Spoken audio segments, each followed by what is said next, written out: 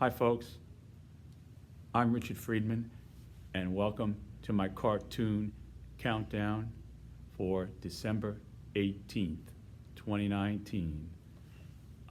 Each week we do the countdown up to number one cartoon on Twitter based upon impressions, and I would like you to basically enjoy the cartoons, and these are cartoons that I do myself, and I hope you enjoy them.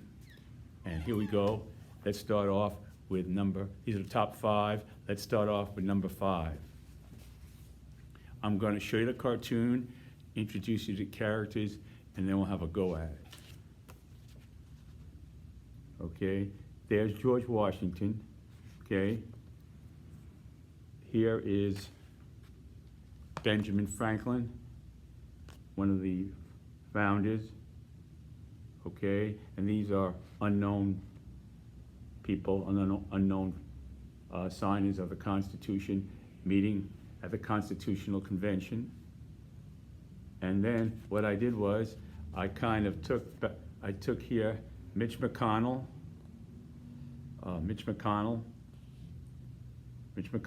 and Lindsey Graham, and injected them into the scenario of the Constitutional Convention here.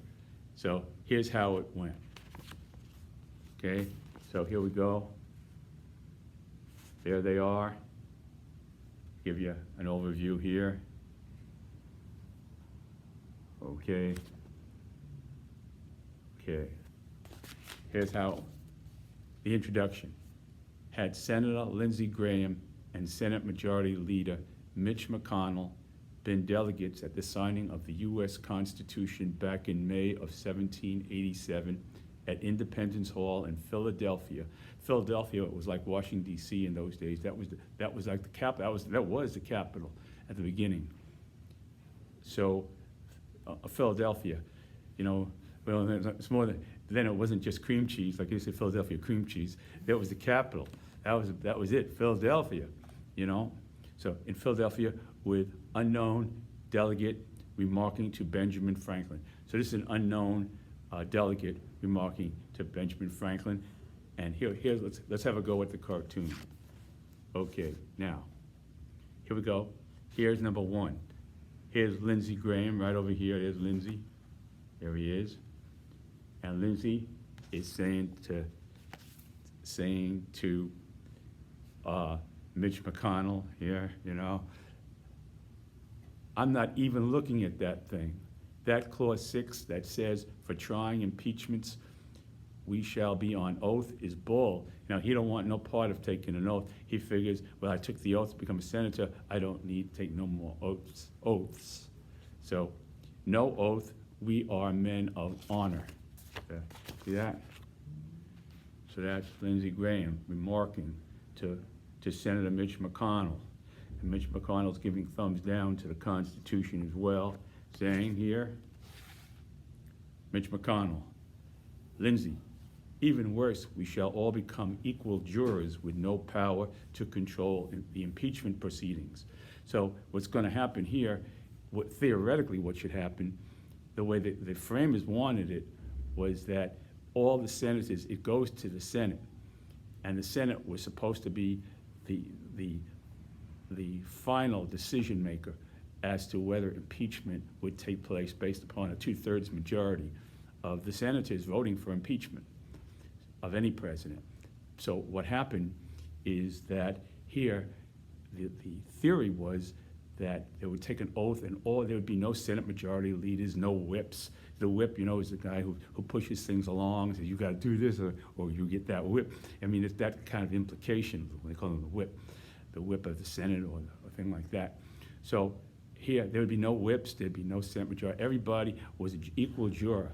They became jurors and took an oath and sort of escaped the political scenarios and the political arena, and became more like magistrates, objective, you see? So that was an idealistic hope that the founding fathers had when they designated the Senate for 2/3 majority to impeach a president. But we hear now Mitch McConnell saying, well, it's a done deal.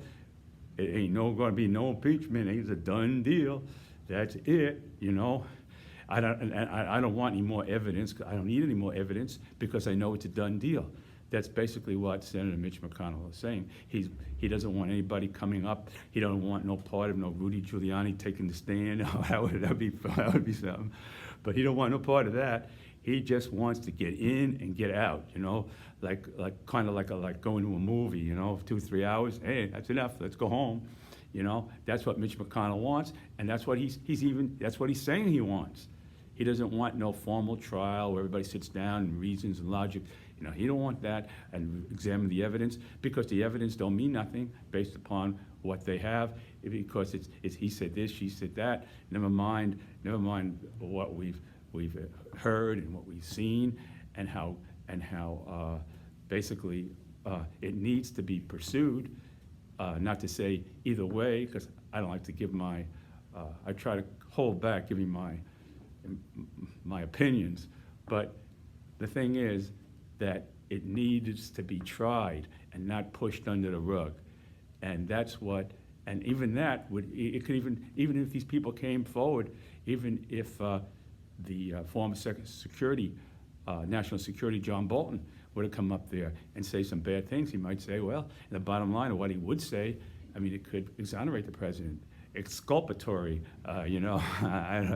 But who knows? But they're not going to take no chances. They just say, you stay home, we're going to in here for a couple hours, you know, drink some coffee, and we'll go home.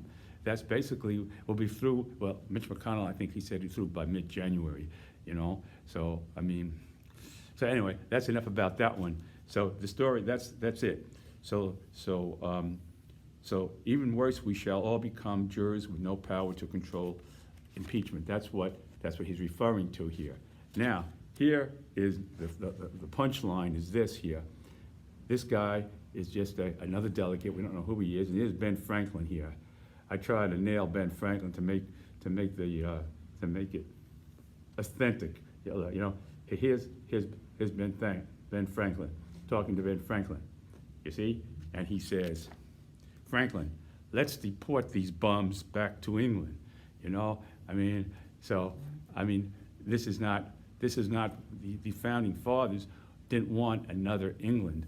They didn't want a king. They wanted a president who would not be above the law, but at the same time would be free enough to do what he had to do and not be above the law at the same time. It's a tightrope.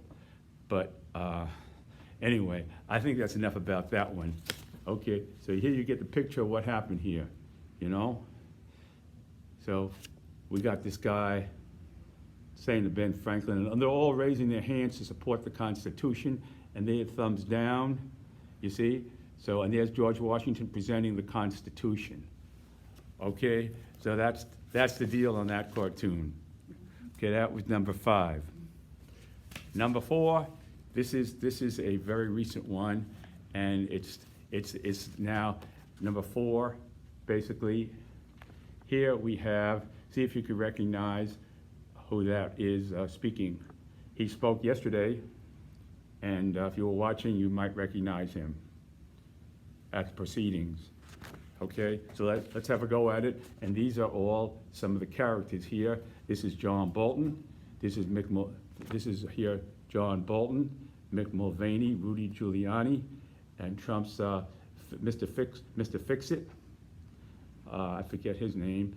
And here's Fiona Hill, and here's that General Friedman, and here's Sondland, and his name is Michael.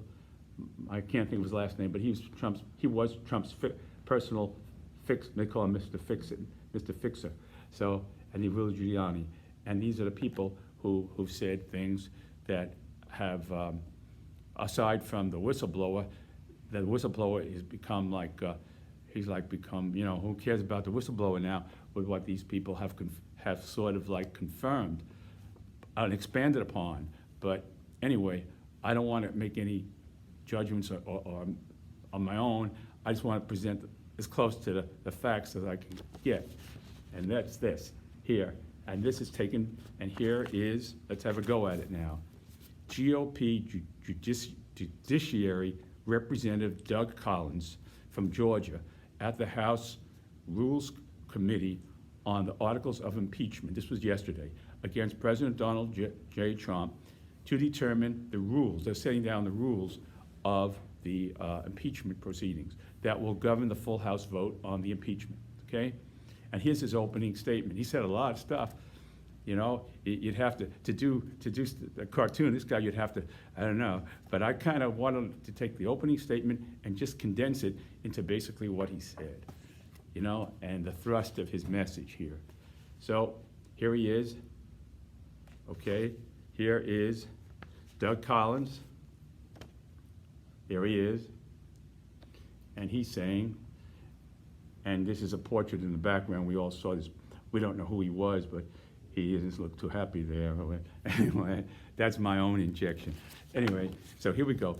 This is all about a clock and a calendar. In other words, he's saying that the motivation for the Democrats is to beat Trump, and this is part of a Democratic conspiracy of some sort to beat out the clock and try to get this in before the election and have Trump impeached before the election, and then if we get too close to the election, it ain't going to be good. We got to do it in a way so it's the clock and the calendar, you know. So anyway, it was like a last-minute Christmas present on the night before Christmas. You know, somebody goes out the night before Christmas, you know, and they're looking around. Oh, I got to get me some for my maintenance man or my uncle or my my grandfather or somebody. Oh, you got to help me out here. You know, I got to get something. You know, yeah. You know, anything you can find that would be still on sale, of course. But anyway, so that's the story there. So only it was the 2020 presidential election. That was basically the last minute Christmas present. You see here? So they cherry picked from this. They cherry picked. That's what he said. He said they cherry picked. So I expanded upon that and I said they cherry picked from this here tree. You know, the cherry tree here. Here's a cherry tree.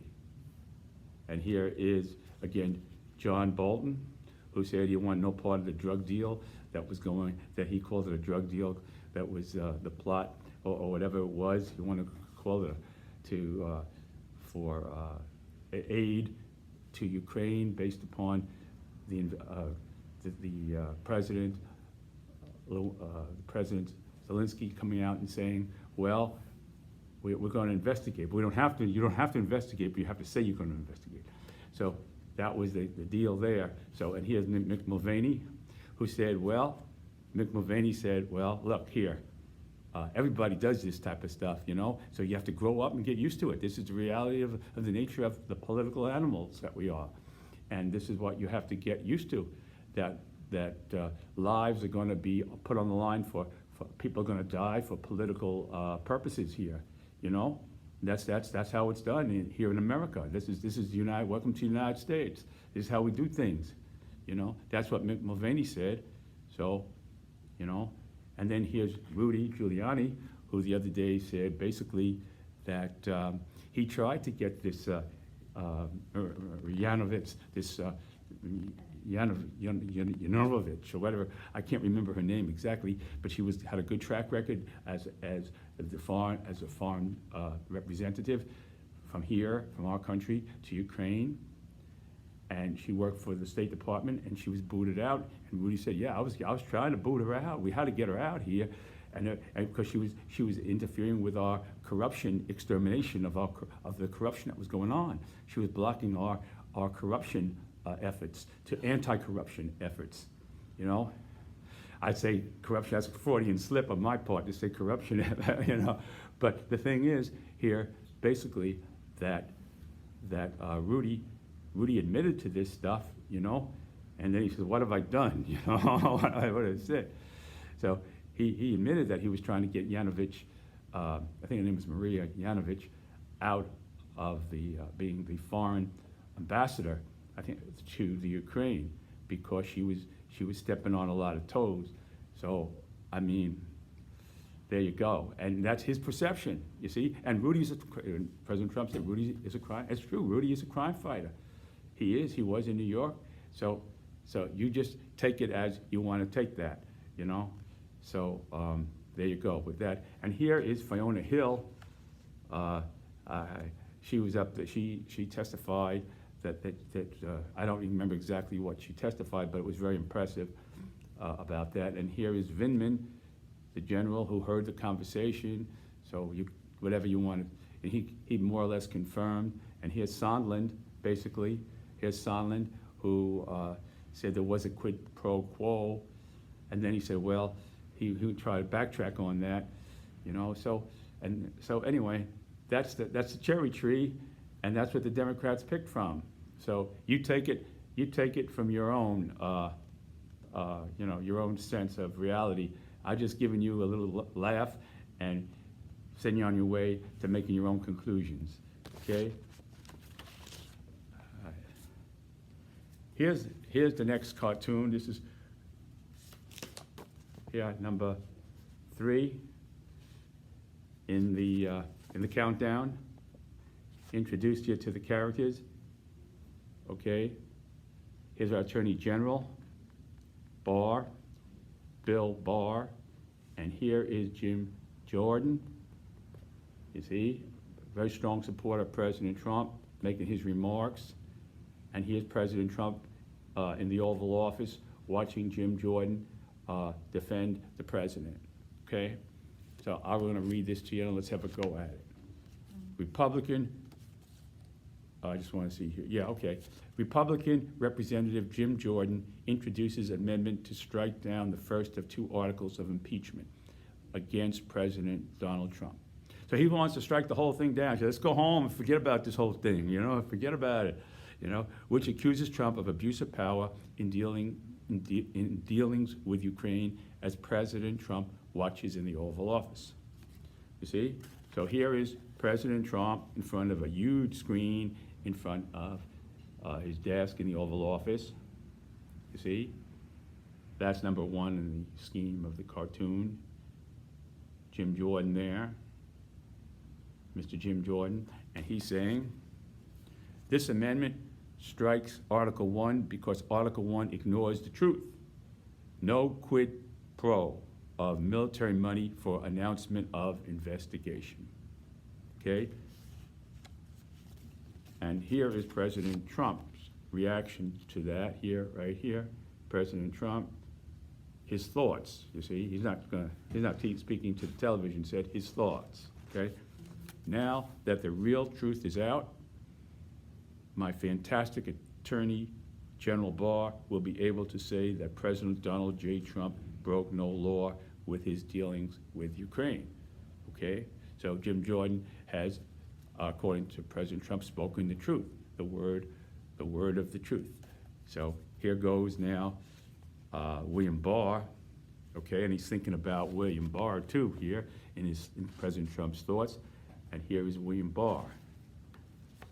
Now that the truth is out, President Trump broke no law in his dealings with Ukraine. So he's the head of the Justice Department, Attorney General William Barr. See President Trump thinking about, well, that's it. William Barr now is going to go along because William Barr wanted no part of saying that President Trump broke no law in dealings with Ukraine. He wasn't going to say that, which got the president a little pissed off at him. Not too bad, though, because he's got a good track record, but a little bit pissed off probably. So now once the truth is out, he's going to fall in line. It's more easier for him to fall in line, I suppose, or wait until after the Senate hearings and President Trump is fully exonerated, okay? So if he is exonerated, okay? So that was that cartoon. Again here, Jim Jordan, President Trump, and William Barr, and President Trump thoughts, okay? Yeah, okay. Okay, here's an interesting cartoon. Rudy Giuliani returns from his Hollywood trip to the Ukraine, you know, travels with Rudy, you know. So here we go. Here's the cartoon. here is Rudy, and this is just a passenger sitting next to Rudy looking out the window. And there's Rudy on the phone with the president. Let's see here. Yeah, talking to the president. The president had called Rudy as his plane was taxiing down the runway, heading back from Ukraine. The president called him, and he wanted to know what was up, what happened with his investigation. You see? Okay. Okay, all right. All right, so here we got this. Here we got a lady here zipping a soda drink of some kind, and a little girl next to her daughter, maybe resting a little bit on the airplane. And Rudy, here we go. So here it goes. Let's have a go at it.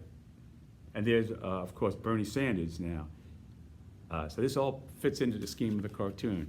So here we go. Amid impeachment, Trump's attorney Rudy Giuliani returns from his trip to Ukraine on anti-Biden mission of investigation. According to the Wall Street Journal, the president called Giuliani while his plane was still taxiing fast down the runway to ask him, "What did you get?" Trump's fantastic dream following Giuliani's reply. Okay, so here's Giuliani in his seat, and he's talking to President Trump, you see? Mr. President, more than you can imagine. So that night, President Trump goes to sleep in the White House, and this is in his mind, so he has this dream. And here's the dream that he has is in an article in the New York Times, prints this. Okay?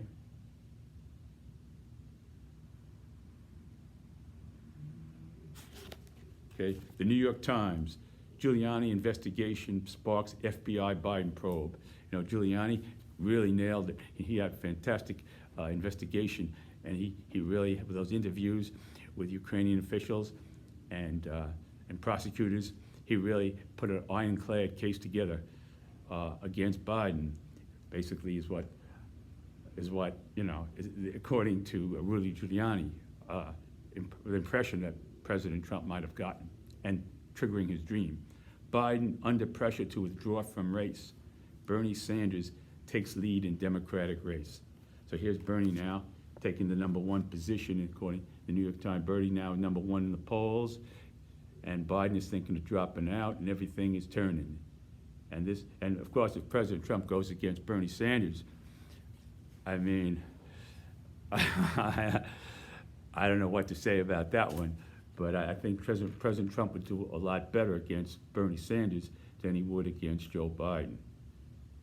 You know? Okay, if you want to find out about some cartoons on Bernie Sanders, you can buy my first book. You can get my first book on Amazon, and the link is on my Twitter page at Bronx Cartoonist at RJF Cartoons, and you can see some of the cartoons that I did about Bernie Sanders. So you don't get the impression that, oh, this guy's really out to get Trump, or he's out to get Giuliani, or anybody. This is just cartoons giving you, and I, back in then, when, way back, when the campaign was going on and he was against Hillary Clinton, I had plenty of cartoons on Hillary Clinton too, and Bernie Sanders. So you could enjoy that in that first book. Again, it's at Bronx Cartoonist, RJF Cartoons on Twitter. And you could find that there. And there's a link, and you could order those books from Amazon from my Twitter page. So now we go to #1. Okay, here's #1. And I never expected this, it never always, but #1, here it is. Alexander Hamilton. A tweet from Alexander Hamilton in response to one of President Trump's most recent tweets. Okay. Wasn't easy nailing, getting out, drawing him, but you had to just look at the pictures and synthesize and try to get it. And I think I came pretty close to that. So anyway, here we go. Let's have a go at it. Okay, Alexander Hamilton, one of the founding fathers of the United States, a Constitutional Convention delegate. He also was the first secretary He was Secretary of the Treasurer. The first Secretary of the Treasurer was Alexander Hamilton. So I shouldn't leave that out, but I wasn't in here, so I'm injecting that. Give him credit, a lot of credit. He had a great influence on this country's beginnings. There's no doubt about that. Part author of the Federalist paper that supported the Constitution's ratification. He was in very strong support, and he was also in very strongly supporting the impeachment article, because he knew he came from the British West Indies, and he wanted no part of a royalty situation, and he wanted a free, truly a democracy here in the from the United States, from this new beginning country. So there you go with that. So Treasury responded on Twitter to a tweet. So now he's responding from wherever he is to President Trump's one of his latest tweets. And here's President Trump's tweet. Okay, so this is Donald J. Trump. Here we go. This is Donald J. Trump at Real Donald Trump. Okay. There we go. Here it is. It's not fair that I'm being impeached when I've done absolutely nothing wrong. The radical left, do-nothing Democrats have become the party of hate. They are so bad for our country. 7:38 p.m., December 13th, 2019. Okay? Now, Alexander Hamilton responds to that tweet. Here he goes, Alexander Hamilton at Real Alexander Hamilton.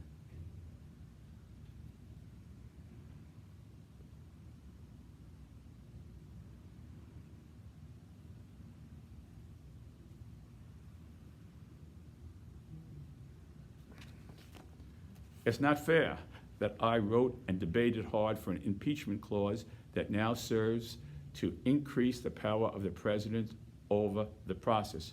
So the president now basically is having control over the impeachment process, because Senator Mitch McConnell basically says he's going to walk hand in hand with the president on everything he does, and he is not giving up. He's not going to be an independent juror. He's going to be the majority leader of the Senate. He's going to act in that function, which is not what the founding fathers had envisioned when they put in the impeachment clause. But Mitch McConnell, I call him Sing-Along Mitch. Sing-Along Mitch, sing-along with the president, basically. He wants President Trump involved and his attorneys, and they're all going to sit down together and figure out the best way to run a trial of impeachment on President Trump. So, I mean, that's really a cozy thing, a cozy, very cozy trial there, I mean, if that isn't a kangaroo, it doesn't sound like a kangaroo court, I don't know what does, in a sense, because here's the president's on trial. I mean, you have to respect justice and the whole thing. And and then here is Mitch McConnell saying we're going to go home, and he even said the president is not going to be impeached. And ironically, that works against the president, Trump. It works against him, because when people hear that, they say, what's going on here? I thought we had a democracy. I thought this was a country where we were free and everybody was equal. I said, what is this? So it works against the president, but I guess that's the way Mitch McConnell sees it in terms of his political back in Kentucky. He wants to get reelected, and he knows that people will, if he goes against the president, what the president wants and so forth, then he's going to be out of a job. So, I mean, that's the way it sounds to me. Okay, you take it the way you want to take it, but I'm just giving you a little opinion, which I don't like to do, but it always comes up somehow. So, okay, so that's that. So, here is Alexander's response. Alexander Hamilton response. It's not fair that I wrote and debated hard for an impeachment clause that now serves to increase the power of the president over the process. But don't blame us founding fathers. We never could have predicted a Senate majority of perfect assholes. Well, if the shoe fits, wear it.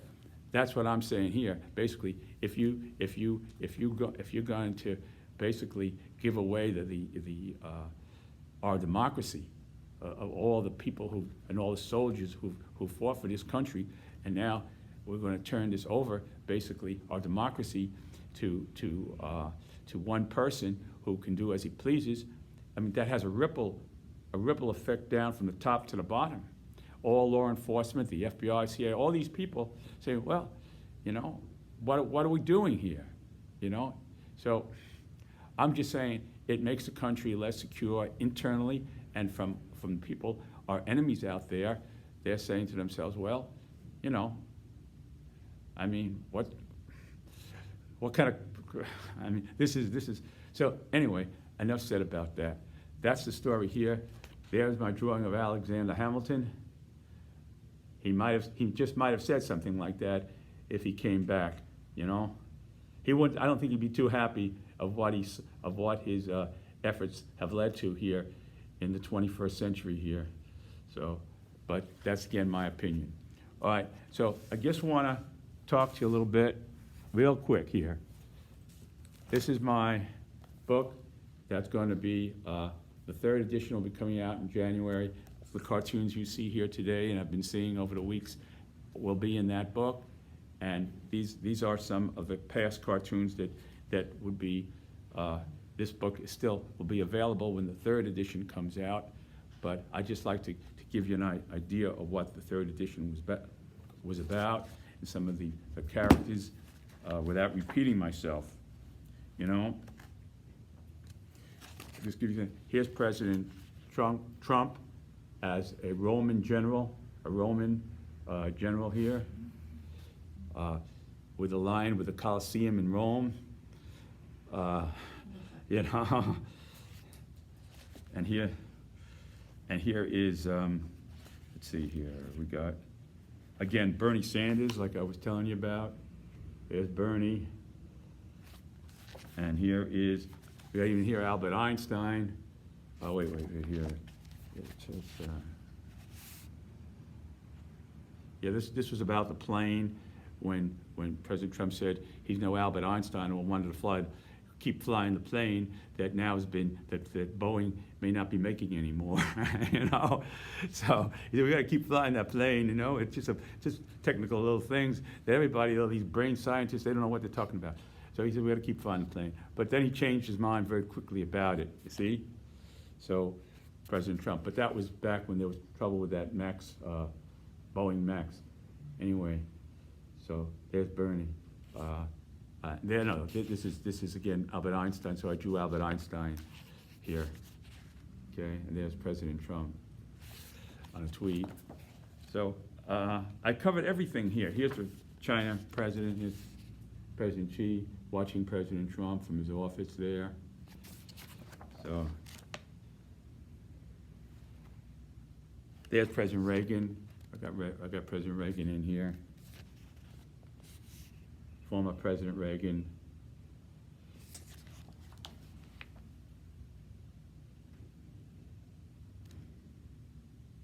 I don't want to repeat anything that I've already. Here is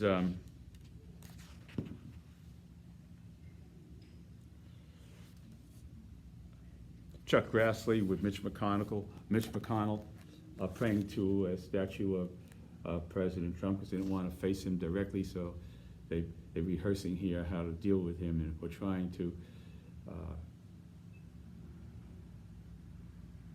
they're on their knees. Okay, that's Chuck Grassley. So I kind of just got everybody in there, so that's that. And here is, again, my first book, the greatest book of political cartoons on the Trump presidency with a flashback to the Democrat and Republican candidates of 2016.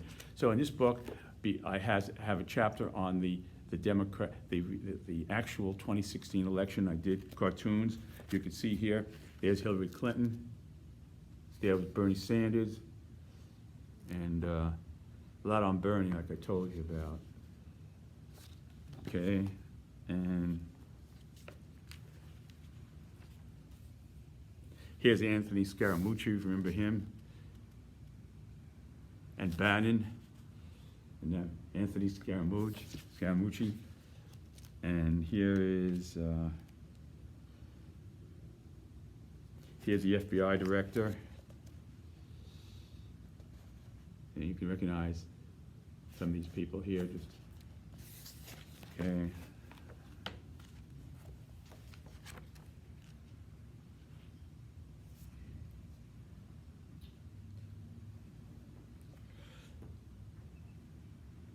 Okay, so here is, you recognize her.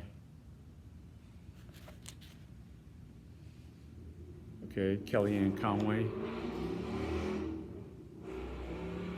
Okay.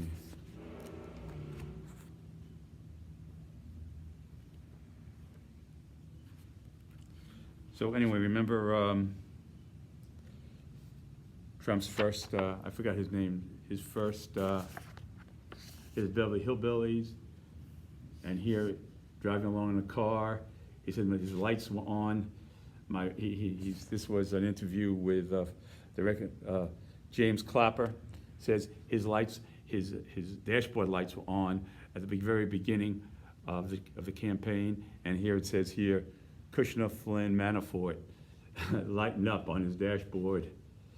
So I kind of just did stuff, you know, all along, been working at it. So folks, I want to thank you very much, those of you who really hung in there and listened to my video here, and you keep smiling and keep thinking.